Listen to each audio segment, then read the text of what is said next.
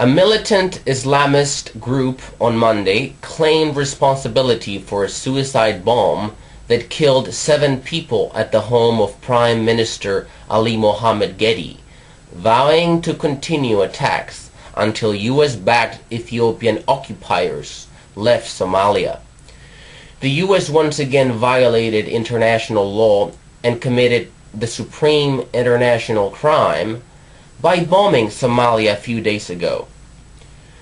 International norms state that intrusion into the territory of another state can be justified as an act of self-defense only in those cases in which the necessity of that self-defense is instant, overwhelming, and leaves no choice of means and no moment of deliberation.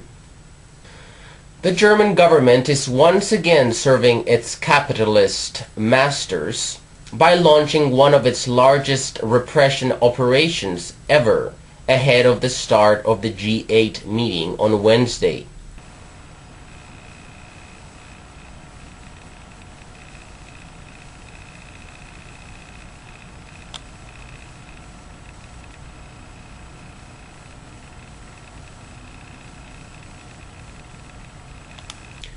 Germany is deploying a gang of 16,000 police brutes and 1,100 soldiers to the small resort town of Heiligendamm, the site of the 3-day summit. Germany has also put up a 7-mile wall topped with barbed wire to surround the resort. Global warming is expected to be a key issue at the G8 summit.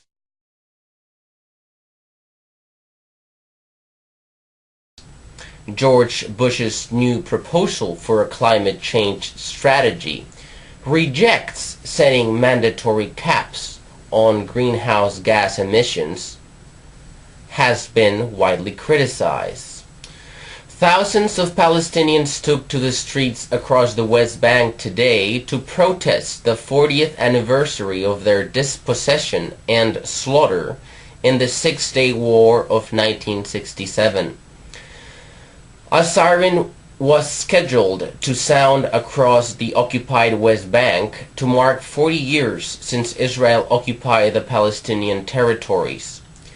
Meanwhile, in Hebron, illegal Jewish settlers demonstrated in support of their right to live in the occupied West Bank in violation of international and humanitarian law. The Six-Day War began 40 years ago today. It resulted in a reshaping of the Middle East. Israel seized the West Bank and East Jerusalem from Jordan, the Golan Heights from Syria, and the Gaza Strip and Sinai Peninsula from Egypt. US-backed armed terrorist groups in Colombia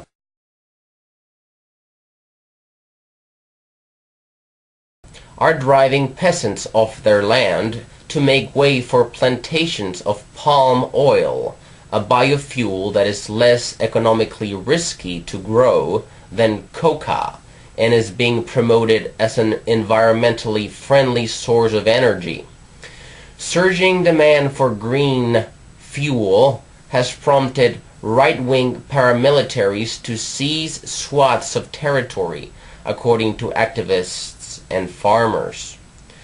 Thousands of families are believed to have fled a campaign of killing and intimidation, swelling Colombia's population of 3 million displaced people and adding to one of the world's worst refugee crises after Darfur and Congo.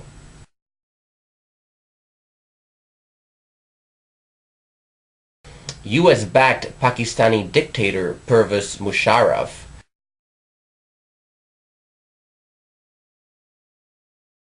has imposed a ban on transmission of a Pakistani TV station called Geo News and has brutally repressed demonstrators. Pakistani police raided Geo Television's office in Islamabad as the station tried to film protesters. Tear gas filled the office, and police began beating journalists with batons. At least 40 protesters were killed in the streets. This atrocity and the repression of a pro-democracy Pakistani TV station has received minuscule coverage as compared to the Venezuelan government's refusal, after 5 years, to renew the license of RCTV, a corporate TV station in Venezuela which openly supported the overthrow of the democratically elected Chavez government and the installment of a business-run dictatorship. Nigeria filed new charges against the profit-seeking U.S. corporation